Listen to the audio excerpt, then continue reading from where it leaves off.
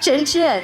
All right, welcome in. If you're watching on YouTube or on Spotify, you can see we're having this little fireside chat kind of vibe here on the Jocks and Jills podcast. It is a special playoff edition, as always, presented by our friend Stacey.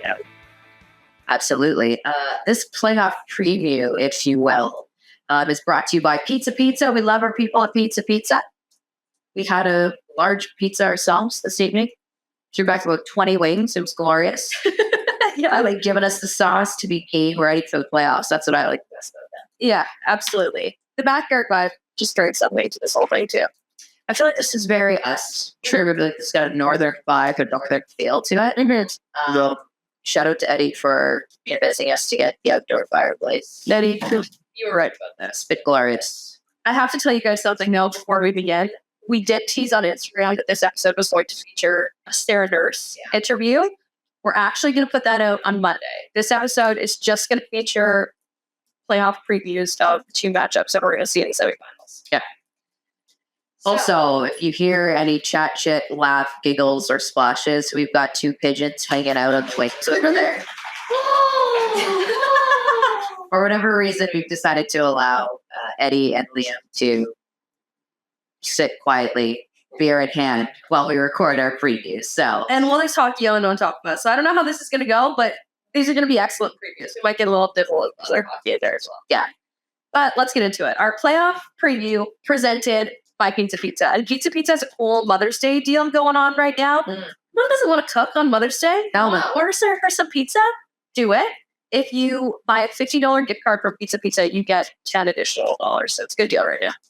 And trust me, those 10 extra bucks can go towards their wings. They're honey pot. Oh, I never had those till tonight. You ordered them. Those are good. Very tasty. I like. It was like the second thing the man rhymed off when I was ordering. I was like, say no more, sir. Yeah. You've got your order. Okay, honey hot, the new official wing flavor of us here at Jokes on Jokes.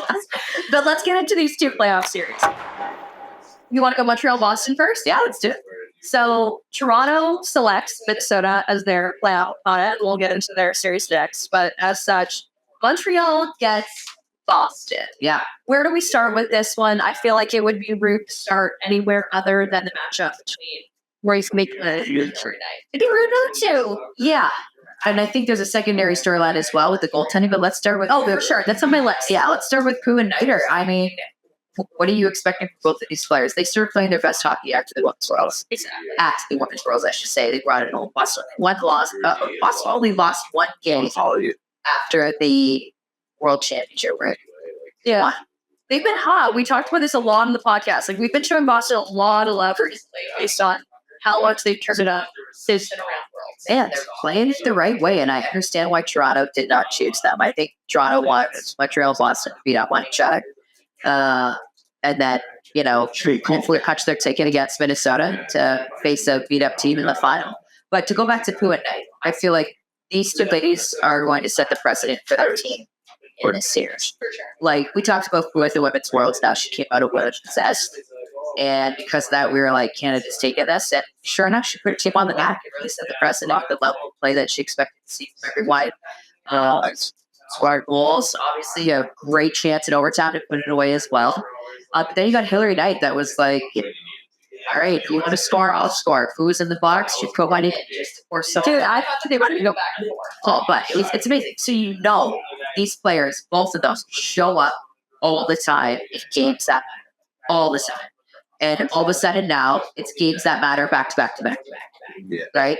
Could this one go 5? Yeah, I think this one's going 5. Who do I think is going to win? You have no freaking clue. Tessa, we did previews for this on TSN today. Flip the freaking coin. Tessa wouldn't even make a pick. I can't. Yeah. It's hard. And listen, the only reason why I would lean towards Montreal is the Pooh effect. And that's not a slight on Hillary by any means, because this girl knows how to put games away. But when Pooh is dialed, if Pooh can stay dialed for 3 games, max 5. You know what? This is stupid that I'd say this, because I could say the same thing for Hillary. Yeah, for sure. And it's almost like they push one another. I like when they're playing one another, even though they wouldn't say this aloud, but Hillary gets up for Oh, hell yeah. The coolest thing is they're buds. Yeah, Like, they played in Montreal together. They're good. Which is nice. So I like that. Yeah, I agree with you. I dig that. I think that, the fact that the both push each other to continue to be the best. Because think of how long both of them have been the best. Long time. Right? Long And time. that's a heavy torch to carry, especially if you get the talent that's been coming out through the ranks. Fucking wild.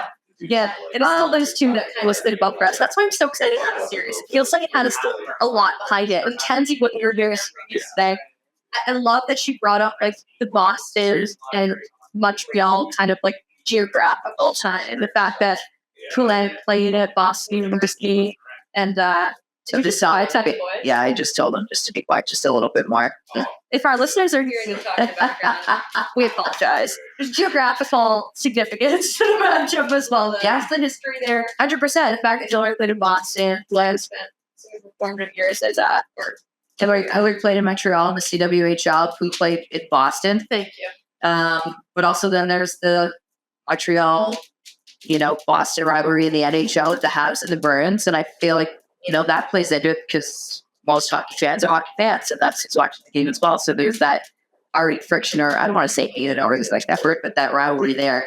And they're playing right into it. What I think would be cool, not that this is what I'm hoping for, but since Toronto lost out to Boston in the first round of Game 7 yet again, sorry, Julia. Stop doing this. But wouldn't it be funny if Toronto and Boston met in the final, and then Toronto finally snapped the Boston curse for the boys? Would that not be hilarious? It would be really, really cathartic, I think, for a lot of people to see, myself included, a lot of longtime Leafs fans. I don't think that would break the curse, though. I don't think that would rub off on those bombs, but I've been calling the NHL just the boys lately. It's my new favorite thing. Really? Yeah, I'm like, like boys hockey. Right. Girls hockey, boys hockey about the Stanley Cup playoffs. I was like, yeah, boys hockey. So those two are just going to be a treat. That's going to be a major storyline in this series. Yeah. You mentioned goaltending. Yeah.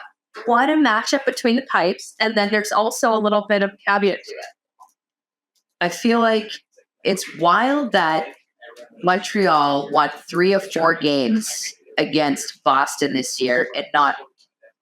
Oh, no, sorry. They split 2 and 2. They each won 2 games apiece, and not one game that Montreal won did they have Debian. Weird. Debian lost both their starts. Yeah. Albeit they were 1-goal games. It was super close, but still not wins. Frankel, she played all 4 games. She was the goaltender through and through for Boston throughout this, and I think she will be. How much do I think Julie's honestly going to play in these playoffs? Unfortunately for her, I don't think much of state games since I need to, but I don't think she will. There's a games down, there's rest. Yeah, that's what I was going to say. It actually is interesting the fact that Julia has 1 wins against Boston this year, but there's a difference between regular season debut and playoff debut. Huge talking multi. Younger, Toronto does not want to face Debian ever. Yeah. And you know what? Some of their choice might have gone in to say, okay, who's going to be the better matchup for Montreal? Who's the toughest matchup for Montreal? We'll take him no matter what. Yeah.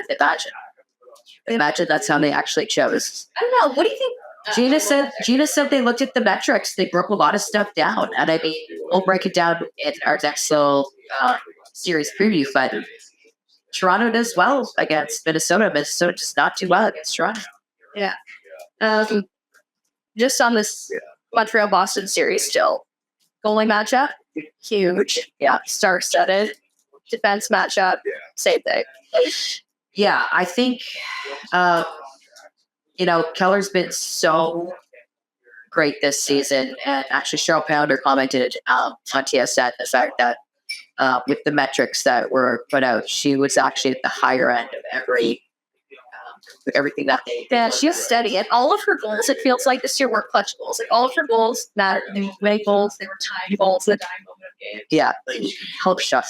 But yeah, so she definitely is. If she's steady and collected, I feel like Boston will be okay defensively because she's definitely gonna have to lead the charge. Fracket's been great for them as well. I think Ambrose has got a heavy load to carry. And she's carrying it well after Worlds. She's come back a woman on fire. The way she's playing the power play is different. The way she's playing 5-on-5 is different. It was like and I don't want to start an inter-team rivalry, but I think it's a good thing. Two good players that are pushing each other. The fact that Renata Fast was thrown on one and Ambrose was taken off, I think that we're saying a little something to Ambrose, and I don't think she was ready to give up that position yet. So nice to see her reinvigorated and playing some of the best hockey I've seen. But to the other to the other point, which is Megan Keller, is the fact that she's been nothing but consistent all year and fantastic for her team most. And she's a big game player. You always see her at the big games eating up a lot of minutes, and that's going to be her job here yet. Courtney Kessel is going to be leading her crazy to take care of business back there. So this one, unfortunately, for those defensemen, is going to go the distance. I 100% believe that this one's going to go 5. Yeah. And they're going to be playing a ton of minutes. Yeah, those girls lost minutes. Erin Ambrose specifically, man, she's chugging 25, 30 tonight. It's wild. So you mentioned Courtney Kessel. That's the other match I wanted to ask about. Coaching bench matchup. Yeah, Corey Chevry, Courtney Kessel, 2 former players. Honestly, 2 coaches that I would compare to one another. That's similar cats. Yeah, they coach together at Team Canada. They work together. They know each other really well. They know what each other likes and how they like to coach their team and their tendencies as well. And I think that Corey, as I said on our hit, has done a fantastic job in having her team grow and really flourish at the right time. They had to manage some injuries and stuff, and they even made a trade, which I think helps their power play oddly enough. But she's done a really good job at laying a solid base with her team. And I think with expectation, with systems, with being patient, with really buying in, never hitting the panic button, just sticking with what she believes is going to work. And on the other side, Courtney Kessel, I played with her. She's a firecracker, and she demands a lot. And I think that's going to be a good thing for this team in the playoffs because, like I said, they're going off the World Championship, having won 4 or 5 games. And I feel like they're ready to rock. They were playing playoff hockey after Worlds, 100%. And that last game when they played Montreal, I've got to say this. When Corey Chevry pulled the goalie down 3-2, and it gave that meant nothing to them. They already had second place. They pulled the goalie to tie it up. As much as people say, whatever, it's just preparing for playoffs. It's you were trying to knock off Boston. You were trying to get rid of Boston before the playoffs. If I'm Boston, if I'm a player now, I'm taking that. That's what I was going to say. I'm taking that room. I would, if I was a leader in that room, if I was a voice in that room, I would 100% be pushing that narrative. Because any edge you can take in the playoffs, you take it. And to me, that's one of them. So I think Montreal's got to be a little bit careful with that one. Nonetheless, I had asked Courtney Kessel about it. She was like, Corey's a Game 7 coach. Every game, every practice. So that shouldn't surprise me. But she was I expect. Game 7 coach. That's such a tag. Yeah, that's what she called Corey Chevry, Game 7 coach. And I think that's an epic, quite a big compliment from another coach that doesn't only coach with against you as well. Yeah. So in saying all this, I think this is going to be a bloodbath. I think this is going to be really serious. 100%, and it should be. At least look at the way the season started with all those big hits and everyone was blown away. It's like, oh, that's what I mean. The game is going to change. Watch the way Pooh plays. She's going to be steamrolling. My God. For Boston, it's really close. Yeah. Rattray, 100%. Alita Wheeler does not shy away. I expect all of these ladies to really bring it because just like in the NHL playoffs, it's the next level, and you really set the precedent right off the bat. And I'll even put to it might not be every game, but let's look to the Women's Worlds when Canada and USA met for the first time in this area round. That thing was as fistful as any NHL hockey game that you've ever seen. Yeah. And it was both teams just trying to let each other know you can't mess around. I think they both came on toe to toe and nose. I don't think one set the edge over the other. Why? And then the final game was completely different. So I think that all these games are going to start out this way, and how long they manage to keep it that high intense, I don't know, but it's going to be a fun bang. Yeah. Okay. Last one of this. Do you think that Boston might challenge Montreal's depth a little bit? Whoa. Yeah, that's always my knock on Montreal. It's the fact that I think Phil and 6 year olds water. Yeah, I feel it's gonna be a very important part for Minnesota's success. But I feel like they can still get away with it because the power play right now is so good that if they can't take advantage, they can't take advantage of being on the power play in the series. That I don't think they'll leave their secondary scoring. So Yeah, I feel like we don't even need to say that. Special teams access, 100%. When you postseason games, they lose your postseason games. Hard. yeah, Okay, we got on that one. You got any more thoughts? nope. Moving on, Toronto, the first seed in the PWHL playoffs, playing Minnesota, the fourth seed. This one is really interesting, Tess, because in choosing Minnesota, the fourth seed, if there was no choosing your opponents, it would have gone anyways. Still a choice, right? And then you got everyone and their mom and dad thinking that Toronto was going to win this series. Minnesota's not a bad team. Like, they had to lengthen the postseason a little bit. They were like 5 days winning streak right before the World Championship, right? Did they drop 5 in a row trying to make the playoffs? Yeah. Did they have 5 chances, 4 of which I think they only needed 1 point to clinch the postseason and they couldn't do it? Yeah. Imagine how pissed off they are. And now they're hearing everybody like us say, oh, Toronto's going to wax Minnesota. Like, there's something a little scary about Minnesota here. Well, it's because what team's going to show up? Look, you flip Toronto season around. Oh, exactly. It's a completely different story. Like we said at the beginning, there's going to be ebbs and flows with this team. You hope you get the ebb or show it. Yeah. Want to run into a little bit of adversity early. Ottawa let the adversity run a little too long. But look at Toronto didn't have any major injuries to go throughout the entire season. So all their stars going on here. So they didn't have that. They needed players to step up that, did carry the load pretty well. Yeah, that's what I got to say. Like, when Heisey was out, Zuplicol did step up. Yeah, so there's that too. Right. So I think they were down 2 pretty big and important players there. And so I feel like, look, they faced a ton of adversity. Yes, they're into playoffs, really backing into it, but they're all healthy and they're all bad at the way they're playing. Yeah, dude. Yes. So what Minnesota team's showing us? Toronto better hope it's not the beginning of the season, Minnesota, because let's be honest, Grace Michaels, Taylor Heisey are some high labor. They beat the Wheels off Toronto once early in the season. That was the 3rd game that they had in the season. So really, how much do I take from that? Not much. Yeah. Right. But honestly, it's hard to get anything on others. And that's it. It's all we know really is what have you done for me lately? And for Minnesota, unfortunately, that ain't great. Yeah. That being said, these good players are due, and good players don't slump. Players not very long, not this long.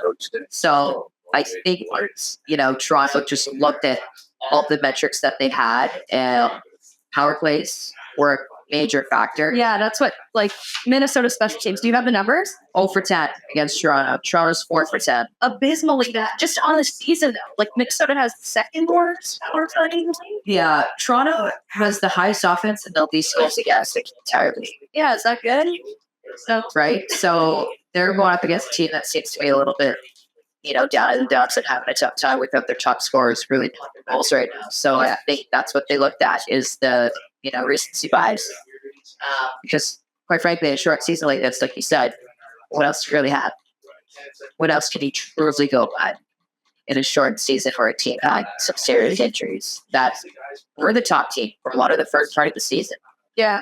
So, okay, let's go hypothetical here because Natalie Spooner is like the girl in the PWHL this year, 20 goal scorer, 27 points, definitely going to be MVP. She's playing at her best right now. She's going to produce offensively coming into this series. If Taylor Heisey's playing at her best, who has the edge? Heisey and Zumlicol or just Heisey? Good question. Because if Heisey's going, Zumlical's going, Fighter's going, then we know Kelly Panic's. Kelly Panic's always showing up, first of all. Yeah, girl never not shows up. She's always in here. So I guess what I'm asking is, like, Toronto at their best, Minnesota at their very best. Did we see it? Because we just don't know what number 1-5. Well, my only thing with that is I say number 1-5, but like Minnesota's goaltending, I get the edge to every time, and that's not a slight on Kristen Campbell. It's just the number of very intense, high pressure games that those two goaltenders have played combined in comparison to Kristen Campbell, which is at the senior international level. Not yeah. So that's the only reason why I would give Minnesota the edge toe to toe. The only thing that's really making me question that is the fact that Toronto has 3 lines going right now. Nursey's going, Spooner's going, Maltate's going, Turnbull's heating up. They got Sasti and Laurent playing the best hockey they've ever played. Like, it's tough, but in the end, like, playoffs, special teams, and goaltending things. So it's goaltending is won by Minnesota.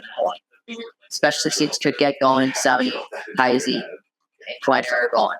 So, yeah. What about the line matchup? Well, look, Sophie Jakes and Lee Steckline are going to be umpires. Yeah. That's our Sophie Jakes is that next factor. Dude, she creates so much offense. Every time she's out there, they're calling her name. Yeah, it's because she's trying to create a chance. And I think she's got another level to get to. 100%. But you know what's great? You know what's Lee Steckline? Yes. Awesome. Are you ever second guessing if it's a Kim puck with Lee Steckline next to him? No, I've won every time. 60-40 I've won in my defender's favor. 100%. So I don't know.